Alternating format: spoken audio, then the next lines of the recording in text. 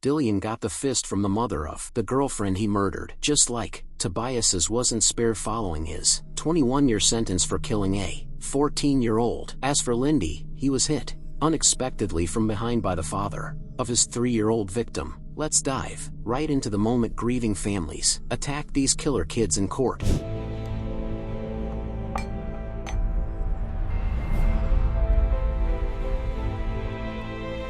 Frank DeLeon Jr., when a courtroom exploded in violence. The Houston courtroom erupted into absolute chaos on October 17, 2023 when 19-year-old Frank DeLeon Jr. pleaded guilty to the brutal murder of his 16-year-old ex-girlfriend, Diamond Alvarez. The violent confrontation that followed became one of the most shocking displays of family rage ever captured on courtroom cameras, demonstrating how grief and anger can explode into uncontrolled violence when justice feels insufficient. The attack began when Diamond Alvarez's mother, Ana Machado, delivered a victim impact statement, calling DeLeo a monster. Her emotional words triggered an immediate and violent response from family members who could no longer contain their rage. The man who lunged toward DeLeon was later identified as Diamond Alvarez's uncle, whose fury at seeing his niece's killer sparked the melee that would engulf the entire courtroom. The violence escalated rapidly as multiple family members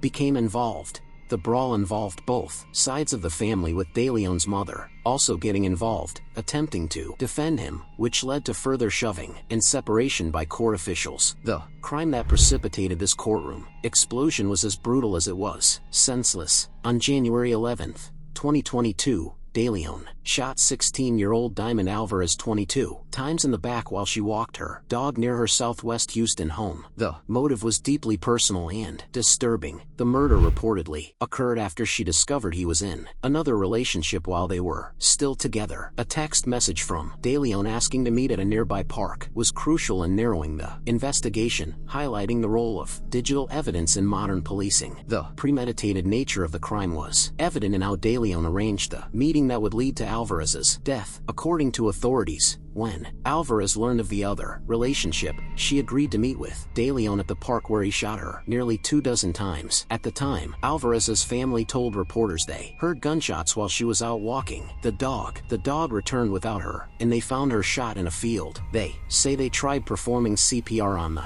teen, however, it was too late. The discovery of her body by her own family members added another layer of trauma to an already devastating crime. Following the murder, DeLeon was arrested on January 17, 2022 and charged with murder. He was initially released on a $250,000 bond and placed under house arrest. However, his compliance with bond conditions was short-lived as he was later rearrested for violations, though specific details of these violations were not widely reported. The trial was scheduled to commence on October 16, 2023. But DeLeon failed to appear due to a reported car accident, which resulted in a significant head injury. This absence led to the issuance of an arrest warrant, and he was taken into custody shortly thereafter, appearing in court on October 17, 2023. On October 17, 2023, DeLeon pleaded guilty to the murder of Diamond Alvarez, opting for a plea deal that offered a 45-year prison sentence. This decision was formalized during his court appearance, where he waived his right to appeal. Under Texas law, DeLeon is eligible for parole after serving half his sentence, approximately 22.5 years. The courtroom brawl had additional consequences beyond the immediate chaos. Another incident during the proceedings involved an unrelated defendant,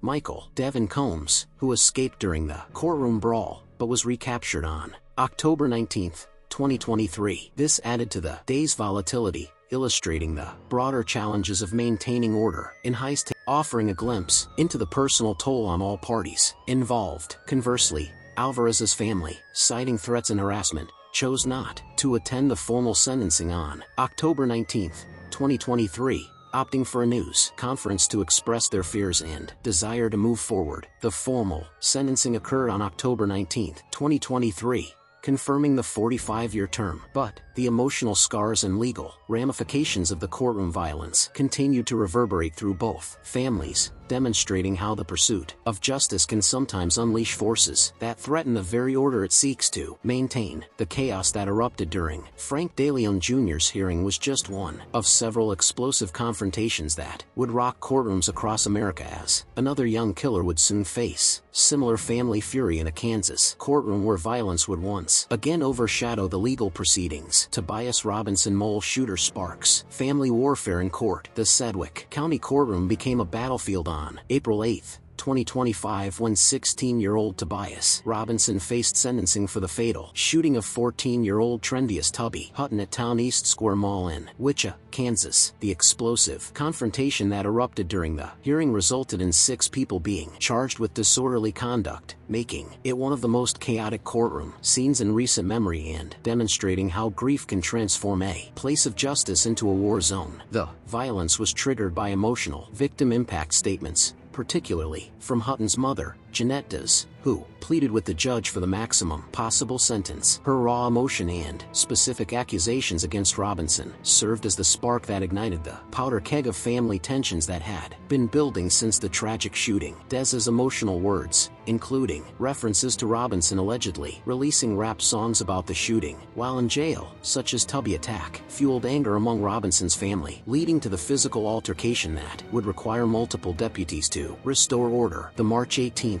2022 shooting that brought these families to this explosive moment was both tragic and senseless. Robinson was involved in the fatal shooting of 14-year-old Trendius Tubby Hutton at Town East Square Mall in Wichita, Kansas. The incident stemmed from an ongoing dispute that escalated into a physical altercation during which Robinson allegedly pulled out a handgun and fired multiple shots, striking Hutton, who was pronounced deceased at the scene. The crime was particularly shocking due to the ages of both the perpetrator and the victim, underscoring ongoing issues of youth violence and firearm access in public spaces. Witnesses provided descriptions that led to Robinson's quick arrest in the area, highlighting the role of community cooperation in the investigation. The prosecution argued that Hutton never pointed a gun at Robinson, suggesting Robinson's use of deadly force was unjustified. Conversely, the defense claimed Robinson acted in self-defense, alleging Hutton had a gun and hit him in the head, adding a layer of complexity to the case. Following the shooting, Robinson was arrested on the same day, March 18,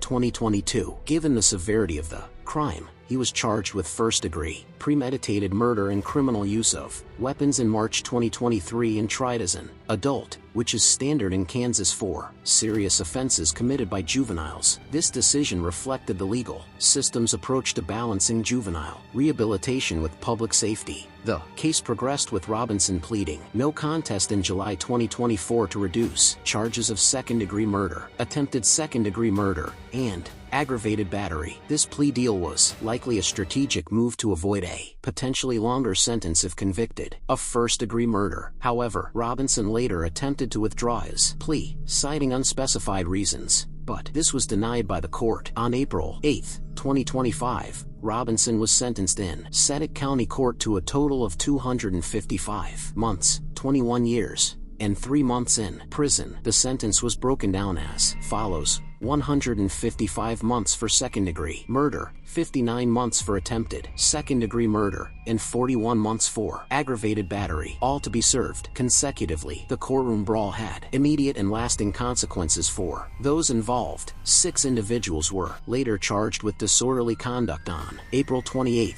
2025 following an investigation concluded on April 24, 2025. The charged individuals included Jeanette Dez, 48, Wichita; Derek E. Parker Jr., 33, Wichita; Trendasia Hutton, 24, Wichita; Treens Hutton, 21, Wichita; Trendis Hutton, 18, Wichita; and a 16-year-old boy from Wichita. Charges were filed under Kansas Statutes 216203. A 3 for D's using fighting words noisy conduct and 216203A1 for others brawling fighting, reflecting the legal system's response to courtroom disruptions. The case highlighted broader issues of juvenile justice, with Robinson's trial as an adult reflecting Kansas's approach to serious offenses. The 21-year 3-month sentence, while significant, balances punishment with the potential for eventual reintegration, though the lack of parole eligibility details leaves uncertainty about his future prospects for release. The violence that erupted in this Kansas courtroom was unfortunately not an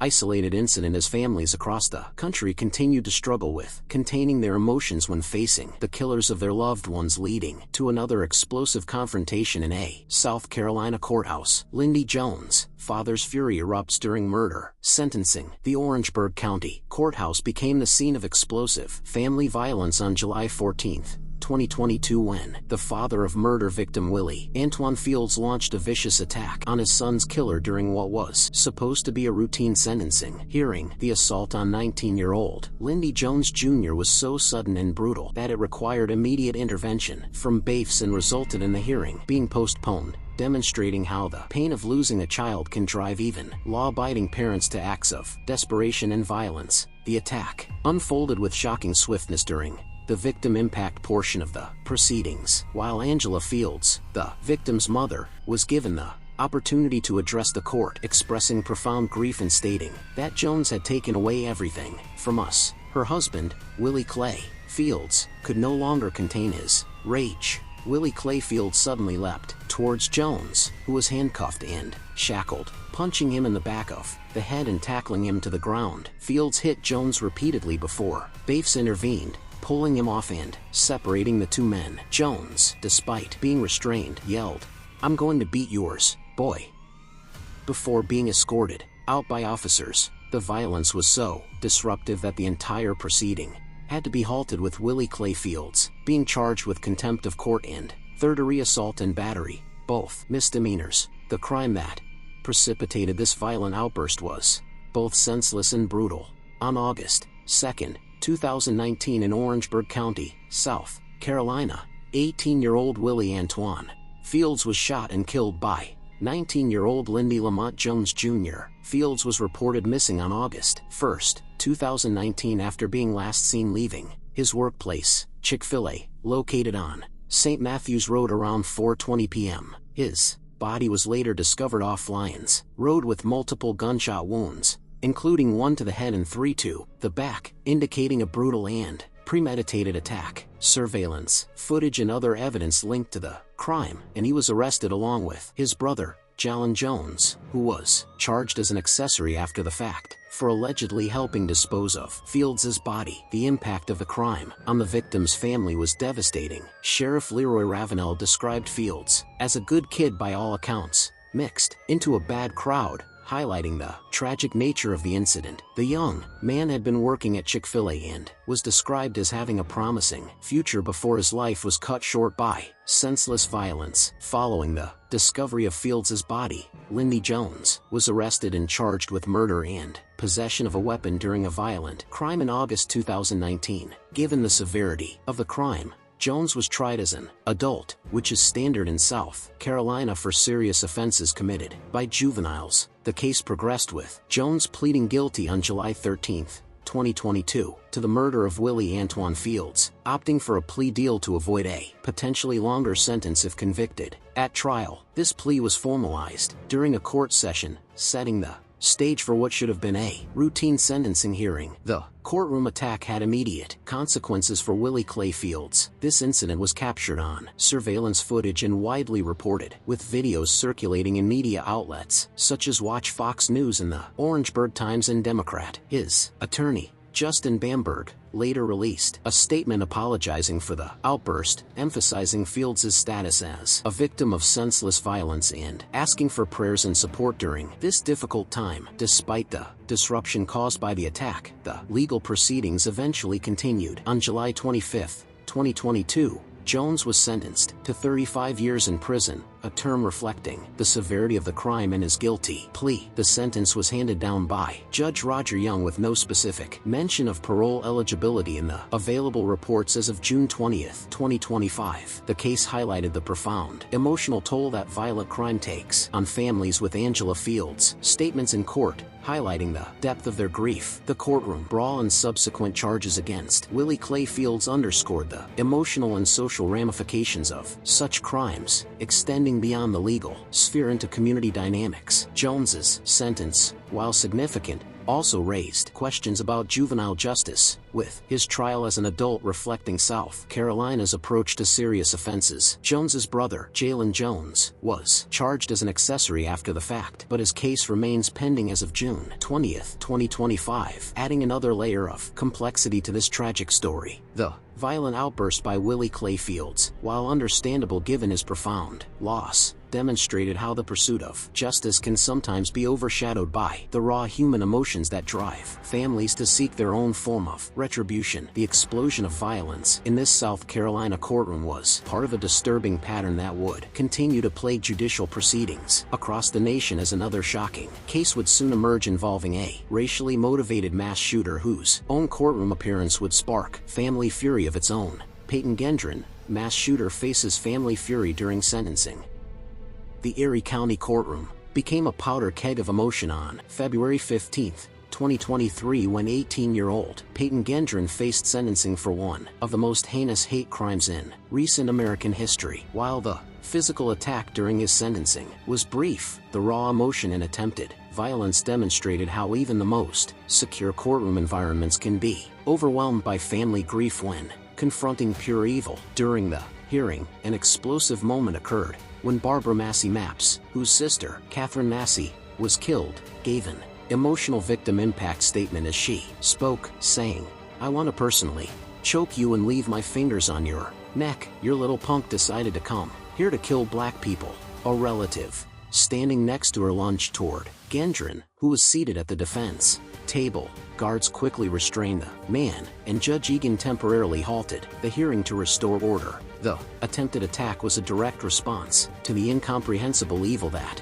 Gendron had unleashed on the Buffalo community. On May 14, 2022, Gendron, a white male from Conklin, New York, traveled over 200 miles to carry out a racist mass shooting at Tops Friendly Market located at 1275 Jefferson Avenue in Buffalo, New York. The supermarket is situated in a predominantly black neighborhood, and Gendron arrived around 2:30 p.m. wearing tactical gear, including a tactical helmet and plated armor, and armed with a semi-automatic rifle. Gendron live-streamed the attack, during which he shot and killed 10 black individuals and injured 3 others, 11 black, 2 white. The victims included Robert Drury, 32, Pearl Young, 77, Haywood Patterson, 62, Ruth Whitfield, 86, Celeste Stein Cheney, 65, Aaron W.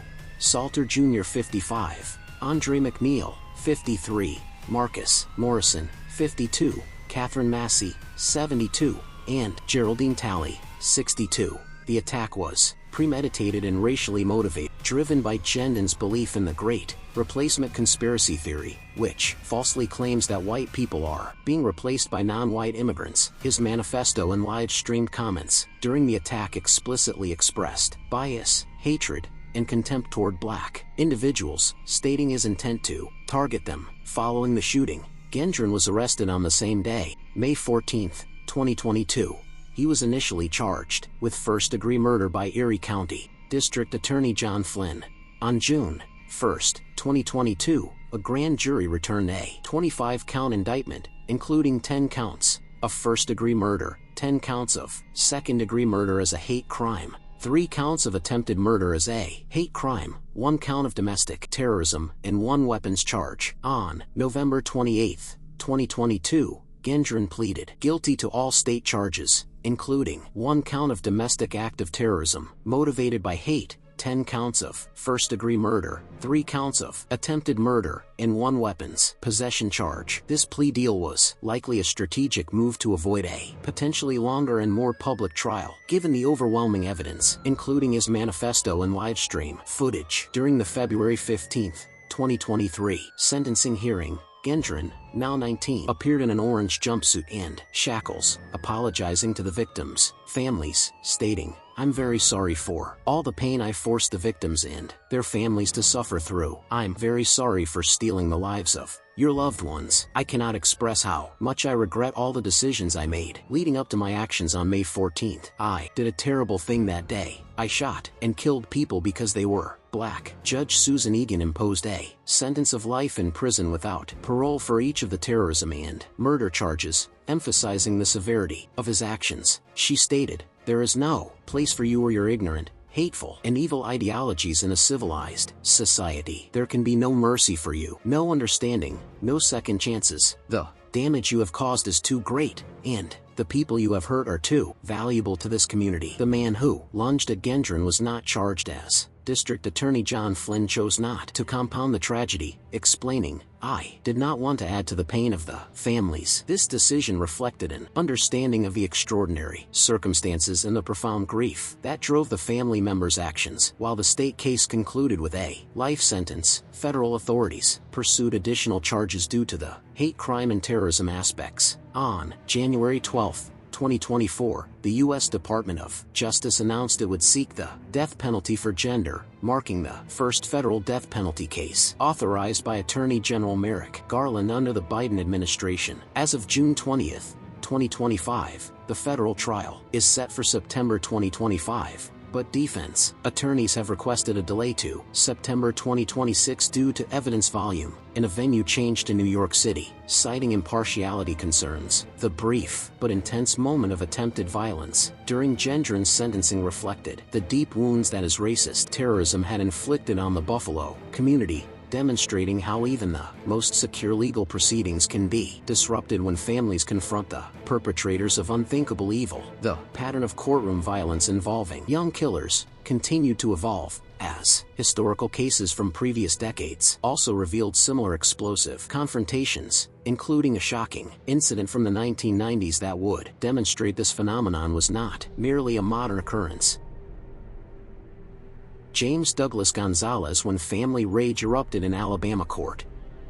The Mobile, Alabama courtroom erupted in violence during 1992 when 14-year-old James Douglas Gonzalez faced sentencing for the fatal shooting of 18-year-old Matthew Hall at a party. The attack that followed demonstrated that courtroom violence involving young killers was not a recent phenomenon, but rather a long-standing manifestation of family grief that transcends decades and geographical boundaries. During the sentencing hearing, Matthew Hall's brother, Kevin Hall, and father, Matthew Hall, Sr., lunged at Gonzalez, landing a punch before bailiffs intervened. This incident was captured in court cam videos and widely reported, adding to the case's notoriety. The attack was sparked by the perceived leniency of the sentence and the emotional toll on the victim's family, with reports indicating the family's grief and anger over the loss of Matthew Hall. The crime that precipitated this courtroom explosion occurred on May 3, 1991 at a Motel 6, where a group of teenagers had gathered for a party. During the event,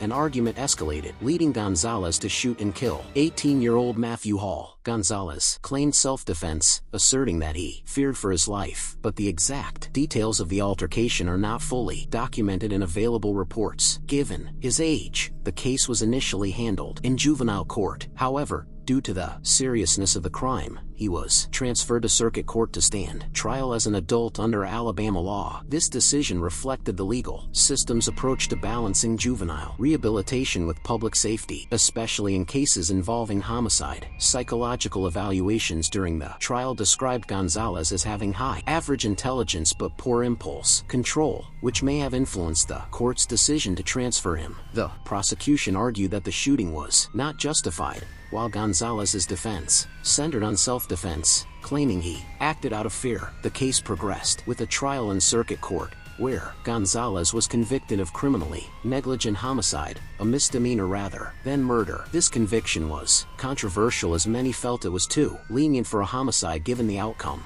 and the age of the victim. On an unspecified date in 1992, Gonzalez was sentenced to 1 year in prison for criminally negligent homicide. The sentence was seen as light for a homicide conviction, reflecting the court's decision to charge him with a lesser offense. The perceived inadequacy of this punishment served as the catalyst for the family's violent outburst during the sentencing hearing. Following the incident, Kevin Hall and Matthew Hall, Sr., were charged with contempt of court for their actions and sentenced to 5 days in jail. This response by the court underscored the need to maintain order during proceedings, even in emotionally charged cases. The incident highlighted the human element of such cases, where personal loss and anger can intersect with legal proceedings, sometimes leading to public spectacle. The case raised broader questions about juvenile justice, the appropriateness of trying minors as adults, and the challenges of sentencing in cases involving youth violence. The one-year sentence for criminally negligent homicide was controversial, with many arguing it did not adequately address the severity of the crime, especially given the age of the victim and the circumstances of the shooting. The case also highlighted issues of access to firearms by minors and the need for better intervention and prevention strategies. Gonzalez's psychological profile with poor impulse control suggested potential for rehabilitation, but the decision to try him as an adult and the eventual sentence reflected the legal system's focus on punishment in serious cases. The courtroom attack by the Hall family was reminiscent of similar incidents in more recent high-profile cases, demonstrating that the intersection of family, emotions,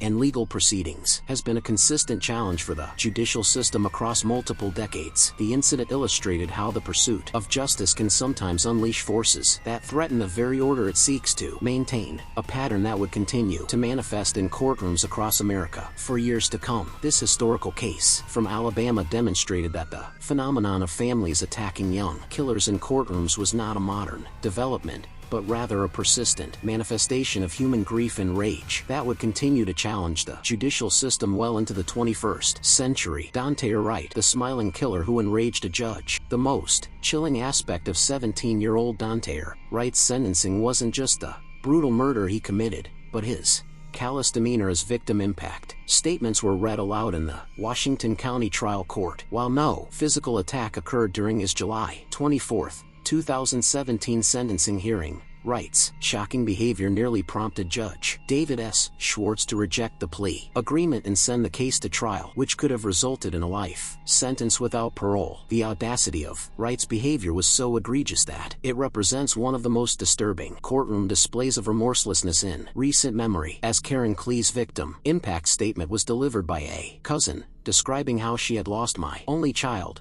my son, my baby, my friend. Wright was observed shaking his head and merely laughing at the profound grief being expressed. The crime that brought Wright to this moment was as senseless as it was brutal. On October 4, 2016, Wright, along with accomplices Jamarias Ellison and Delrau Gracie, planned to rob 18-year-old Jordan CLE under the pretense of purchasing marijuana. Jordan CLE was a senior at Pioneer High School in Ann Arbor, known for his academic achievements and football talent. During the robbery attempt at the Pine Lake Village Cooperative Apartments, Wright admitted to shooting CLE in the back of the head, ending the life of a promising young man who should have been celebrating his senior year. Wright's background painted a picture of escalating criminal behavior. Born on March 15, 2000 in Detroit, Michigan, Wright was engaged in criminal behavior as early as age 13 with prior arrests for carjacking, assault, and robbery. His lawyer noted that he suffered from emotional and mental health issues which may have influenced his behavior and decision-making, though these issues failed to explain away the calculated nature of his crimes. When given the opportunity to address the court during sentencing, Wright's words revealed the depth of his callousness. Tell y'all, I'll be home soon. R.I.P. Keon, I love my family. His statement showing no remorse, combined with a reference to R.I.P. Keon, seemingly alluding to the 2014 suspected gang-related shooting death of Keon Washington, further underscored his lack of contrition and possible gang affiliations. The judge's reaction was swift and unprecedented. Watching you sit there, smile, laugh, and shake your head like this was no big deal, I'm very tempted to just say, I'm not going to accept this sentence agreement. We'll go to trial, and if you're convicted of felony murder, you'll go to prison for the rest of your life. That means you'll die there. Judge Schwartz, who noted he had never rejected a plea deal in his 23 years as a prosecutor, gave prosecutors time to consult with Klee's family to determine whether they wanted to proceed to trial. After a nearly hour-long recess, the CLE family chose to proceed with the plea agreement to seek closure, an attempt to forgive Wright despite their pain. Wright was ultimately sentenced to 23 to 50 years in prison for second-degree murder, armed robbery, and conspiracy to commit armed robbery, plus 2 years for the felony firearm charge. He is eligible for parole in 2040 when he will be 40 years old. Wright's defense attorney, David Goldstein, attributed his client's behavior to fear, youth, and behavioral problems, while Wright's mother, Antoinette Carter, just how he handles everything. He's That's how, always yeah, like, yeah, that's how he "This is handles Machado." everything. Maintain that. However, the prosecution and judge remained unconvinced by these explanations, viewing Wright's behavior as indicative of a fundamental lack of empathy and remorse. Wright's case demonstrates how a defendant's demeanor, even without provoking physical violence, can create some of the most memorable and disturbing courtroom moments in recent memory, serving as a stark reminder that justice must confront not only criminal acts, but also the chilling absence of humanity in those who perpetrate them.